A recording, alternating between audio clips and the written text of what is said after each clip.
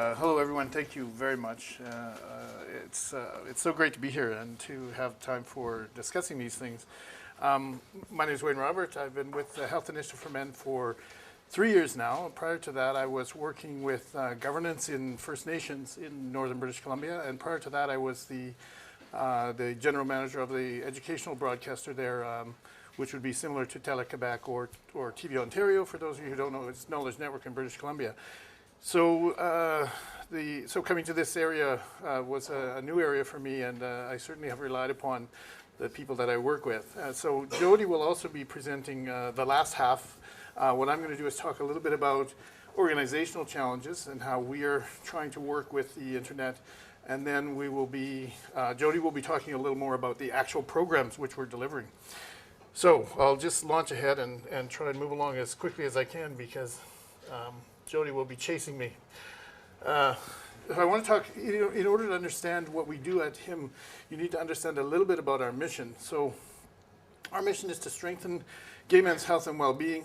When we talk about gay men, we really talk about the greater community of gay men, so that includes trans men and men who are having sex with men and men who both identify as gay and those who are involved with men who identify as gay. We do this really in 3 ways. And so there's a lot of words up there, but the ones that I bolded are the ones that are the 3 areas that we move in. First, we use trusted, tailored, and targeted research-based health promotion. So all of those words have meaning for us. We want to be the health promotion that men understand and trust, and we want it to be targeted to them and to meet their needs, to go where they are, and to use the language that they use. So the second approach that we use is by using volunteer involvement. Virtually everything we do involves volunteers from the community. We'll talk a lot about that today because that's part of our internet strategy as well. And then thirdly, we foster mutually beneficial relationships among healthcare providers and gay men. And again, this runs through all of our programming. We partner whenever we can with other organizations and with healthcare providers, and we involve gay men in those partnerships as much as we can. The set of values that we use, we value the ability of gay men to make informed decisions. We think that gay men are the best arbiters of their own health. They're the people who are best able to take care of themselves and among themselves. We value the role of our community, and when I talk about community, I mean not only the gay community, not only the men's community, but the community of Vancouver, the community of British Columbia, the community of Canada. And that community can also be divided in lots of other ways: ethnic, poor versus rich, urban versus rural. All of those communities have a role in supporting foundations for healthy living, and so we think it's important to deal with all of those communities as we're working. We also value scientific research, and we value that scientific research not only for the medical information we're trying to give to guys, but also research that talks about how best to communicate with men. So one of the things we're really interested in is in studies that talk about how men learn about health and how they talk about health. So when you put all 3 of these together, we have this triangle that we're talking about here.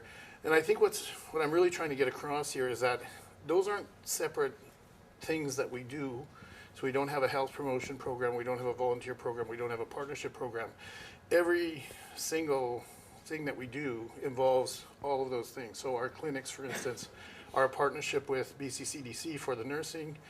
We have volunteer receptionists that work there, and we also are making sure that the information that we have there is the most quality and up-to-date that we can. Jody's going to talk a lot about what we do online, but I just wanted to touch here briefly on things like physical health. We talked a little bit earlier in the conversation about our fitness classes and nutrition groups. We have I think tomorrow night we're having a seminar on foot health by a person from the community who wanted to provide that. We have yoga, as we talked about. We have peer support at various levels. Some of it is peer support, active listening. Some of it is what we call strategic advising, which is, we never use this term, but like coaching. If you have a goal, help you to reach your goal. And then we have volunteer counselors who are professional counselors from the community who come in and work with men regularly. So we have up to between 6 and 8 sessions that are available free for guys who are coming in. We do the whole range of HIV and STI testing, vaccinations, and so on. And we also have a lot of campaigns that you might have seen. How many of you are familiar with him? I'm just curious. So some of you have had at least a look at what we have on our website. So we have a lot of, what we think are engaging campaigns for guys. Again, for instance, when we have a campaign, the models are volunteers. We have a volunteer, usually a championship committee, to go out in the community and sort of promote that, and also to help us develop it so that we run things past them as focus groups and so on. So those are all the areas where they can all come together. We do a lot of collaboration with researchers as well. We have an application, I guess is what you'd call it, that you can have a look at. If you go to our site and look at About and look at research partnerships, you'll see we have a package that outlines how we might get involved in research. As I was talking about that today, and we have a very strong position with regard to research and how we'll be involved.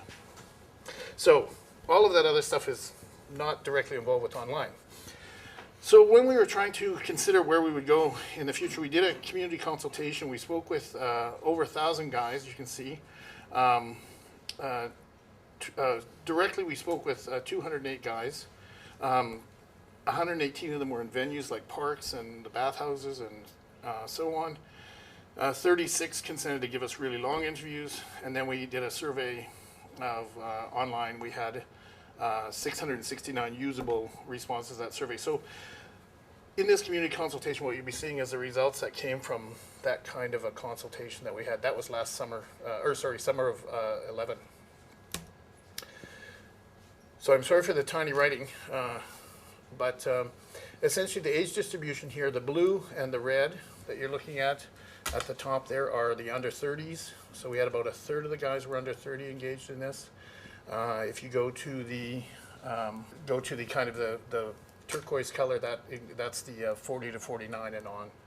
So we did also have a reasonable representation from older guys as well in this. When we talked about the internet with them, we thought there were some very good opportunities here. One of the interesting things at the very top of that, the reasons guys are going online, the very top line there is time killing. So we thought there's an opportunity there.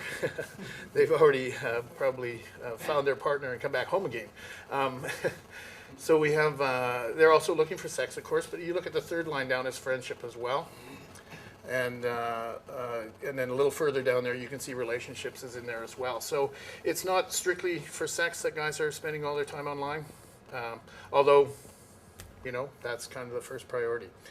If we look on the other side there, you can see the whole sort of range of what the last sex they had from an online meetup was. And we thought, again, that was very interesting that there was the ratios and proportions that were there. Guys are very successful in that. Again, I just want to give you some sort of sense of what we also found. So this is all of the places or the sites or apps, actually I should say not all of them, that guys use online. We were looking at this list and saying, how are we as an organization going to be able to cover all those areas? It's an impossible task. And they change all the time. I can tell you, this is August 11th of a picture, and I know already that there's new things that aren't on here that guys are tuning into. So there's no way that we could picture that we could keep up with all that change or all that activity. Guys online, this is their frequency online. That big yellow, I think it could have been a big yellow happy face because that's every day. That's guys who go on every day.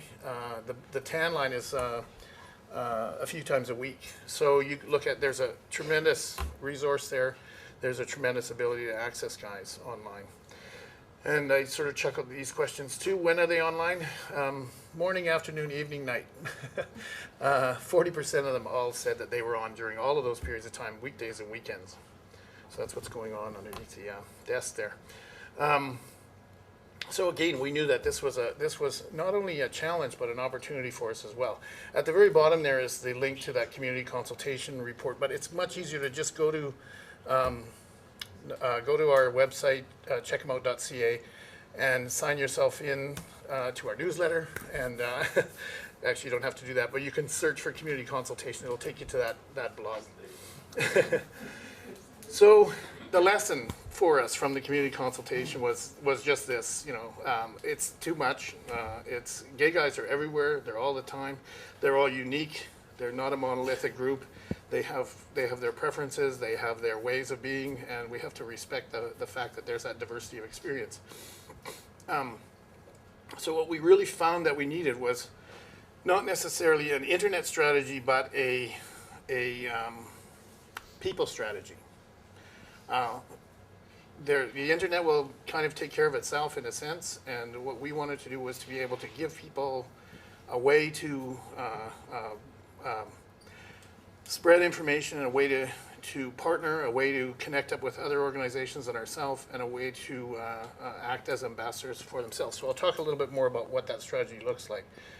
It's a little daunting from an organizational standpoint, because there are a lot of risks associated with that. So we have tried to, what I wanted to kind of share with you today was a little bit about our philosophy and where we tried to go from there. And then, as I say, Jody will talk a little bit more about how that looks on the ground or on the web. So we came up with a strategy for reaching, engaging, and retaining gay men and other men who have sex with men. Our idea was that we were going to train and engage men as volunteers to build capacity. So what we're going to do, and what we have been doing actually, is to bring guys in and train them as though they were going to volunteer for us. Some are and some aren't, but we give them the full 9 yards. It's actually right now three full days. And so they come in, we give them a full set of training. We're offering it to everybody, even if they're not going to formally volunteer for us. We know that these people are active in the community, and they are, they're the guys that are going to the bathhouses and the sex parties and the bars and the beaches and all of those kind of things. So we know that if we can get them out there talking about these things, that's going to be successful. The other thing we wanted to do is have volunteers delivering the training. So we were, sort of train the trainers. One of them is because it is part of the resource crunch that we have, but also more than that is the fact that building that capacity then means that we're hoping that this will cycle and cycle and cycle, and so we'll have many people who will be extremely skilled by the end of this. Well, hopefully it'll never end. And it's important in that to have clear volunteer jobs. So we're really separating them. If you go through this training and then you're going to volunteer and become, sometimes we call them himbots, we will be very clear at what your role and what your responsibility is there. And that you're now, when you're acting under the as an agent of him. But otherwise, you'll have this information that you can use in your best life without just using that information. So we expect to have volunteers doing things like outreach, counseling, online engagement. We are having volunteers doing that. So for me, the challenge was to develop policies and protocols and procedures to guide and protect them, and to commit to providing supervision one-on-one, and to create support materials for the volunteers. And also those support materials are just as good for community members to access as well. They're friendly in both ways. So one of the things that we see happening is that even nurses and other healthcare providers are actually sometimes walking through our website, some of the ones that Jody will show you, with somebody beside them talking and saying this is a good way to talk about this. And then of course the person can return to that website as well. So having those support materials available for both volunteers and community members. It's key for this that we recognize that it's all about relationships, because the outcome, as I was saying here, really is the engagement. It's not necessarily whether we get a card into somebody's hand or whether they come in and get a test right off the bat. We're looking for long-term relationships with the community, with members of the community, and they take time. It takes time to develop those relationships. It takes time to develop the trust. And what we really hope is that the engagement will be the outcome here, that they'll engage with him, they'll engage within the community, and they'll engage with other men and other organizations as well. One of the things we're trying to do is to get other organizations to be better at addressing gay men's health issues. So the culture that we're putting out there is a culture of harm reduction, so managing your risk, knowing your risk, managing things like testing so that you're able to appropriately access health information. But we're also moving to a model that engages men that talks about benefit maximization, so having better sex, having a better life, having better partying, having a better relationships, having a better social time, and having success. So those are the areas that we're kind of activating as well. So it's not just avoiding risk, and it's certainly not just avoiding HIV. If you avoid HIV, you're a healthy gay man. It's simply not the truth. So we're looking at dealing with all of those other areas. Oh, I think I missed earlier when I was talking about we have 4 areas of health that we deal with. Jody mentioned them earlier as well: physical, sexual, social, and mental health. So in all of those areas, we have programs and people operating. And some people are very compelled about sexual health and interested in working in that area. Others about mental health. Others about physical health. So our yoga instructors, for instance, are very dedicated and hardworking, as are our nurses and receptionists and so on. So key to this was having a handbook that's a guide to volunteering that separates the volunteers from the clients, if you will. It's a guide to their role and responsibilities. It also helps them to access those resources that I was talking about. And we're really doing that as a creation. These are ongoing documents. They really exist. It's very funny because every time I give this to somebody, they say, well, it says draft. And it's sort of like, yeah, this is draft 13. I think well, I know for sure that the one that we're using for our online protocols is draft 13, the one that I'll make available to you if you like. So these are kind of living documents now. What's I going to say about this? Again, very significant in making sure that our volunteers are very clear in their role, what's going on. So in order to build that trust and build those relationships, we need to be culturally competent in online culture. So we're working with guys who are actually online, who are leaders online, who are ambassadors for us, and they're telling us all the tricks and secrets. We also want to be really transparent as to our motives, and that means we also have to have really good motives. And so we are finding that people are driven by the cause of strengthening gay men's health. We find, for instance, there's lots of controversial issues. We're very clear on the fact that there can be controversy and people can join in or not. Issues around testing and all of those kind of areas. We like to keep an open dialogue and keep talking about it, but we are very clear on what our position is. We put out position papers to let people know that as well. And again, we're fine with the fact that people may not be ready to engage right now. As I say, when you take that long view, it enables you to say, well, maybe not now, maybe tomorrow. So to continue to build on those relationships, we're really looking at those issues of privacy and confidentiality, making sure that we have a reasonable engagement that doesn't preclude that privacy and confidentiality. We are respecting a diversity of experience and viewpoint. I can't emphasize enough the variety of guys that come and see us and are involved, and their viewpoints. I always say when we put something, we have Extra West there, which is the gay newspaper, and if there's a nude torso on the front of it, then the next issue they get half the letters saying, why do you always have to put a nude torso on it? And the other half saying, more nude torsos. So we know that gay men definitely have a difference of experience, and that we need to be talking to all of them, and they need to be talking to each other. Also, guys are at different points in their journey. When we talk about gay men and men who have sex with men, or other men who have sex with men, they may be just merely at a different point in time. We're talking about personal and professional boundaries online. Again, having conversations about that, creating spaces for that, dealing with anonymity, which we were talking about as one of the 3 A's of the internet.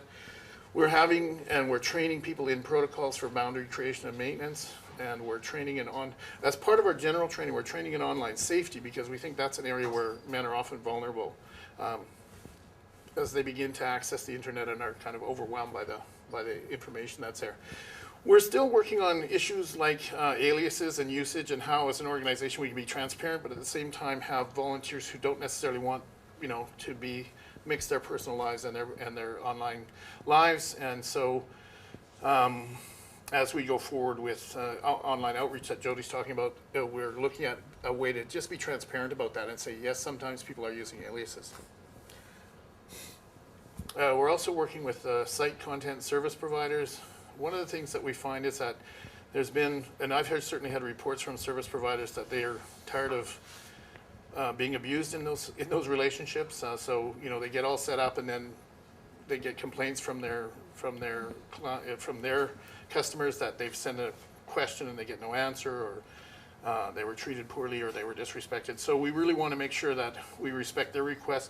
They often have agreements now. When we sign those agreements, or we don't sign them, but if we do sign them, we respect them. But also when we're working with them, be aware that they have interests that may not be aligned with gay men's interests or with a healthcare provider's interests, and so there may be some negotiation, or there may need to be some clarity around those kind of things as we go forward. In the whole area of this is involving community members, development, right from the start, right from the concept, as you can see from the community consultation, all the way to having, Jody's working with a group of experts in the community he'll be talking about. But really what we want to do is create leaders and ambassadors for gay men's health who are dedicated to strengthening gay men's health. We want to then customize that experience for them. Then we want to revise it, and then we're going to repeat that process, and we're going to bring in new people, and we're going to talk to them, we're going to engage them, and that's really the concept that we have of going forward. So that means in our training, we're developing core competency statements. So these are our core competencies for volunteers in those various positions. We're creating those training modules with their clearly expressed learning outcomes. We're doing a self-test on those outcomes and a test after the experience. And then the potential volunteer does a self-evaluation. How am I doing on these core competencies? And the supervisor does an evaluation. How are you doing on these core competencies? And then they get together and see whether they're in agreement. Surprisingly, mostly they are, actually. So guys will say, yeah, I need more training in that, or I'm not comfortable in that area.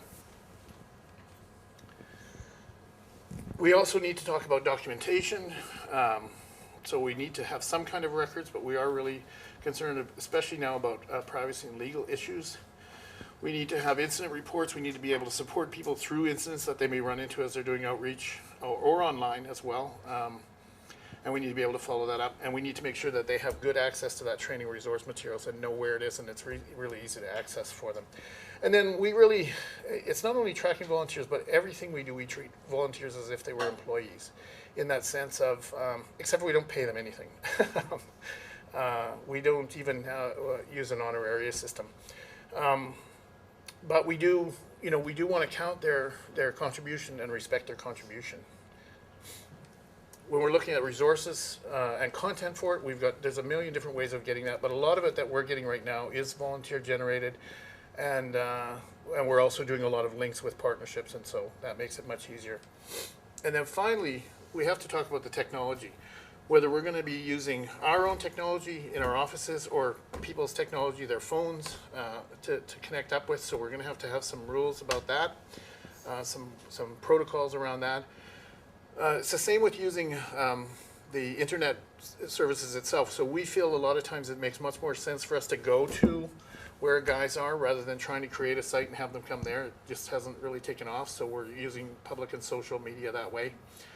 And again, the rest is a little bit of common sense. We do need to make sure that we have some kind of firewalls and some kind of blocking, but that we can be as open as we possibly can in that interactive environment. That also talks about things like moderating discussions and so on. Those are areas where we're going to have to look at.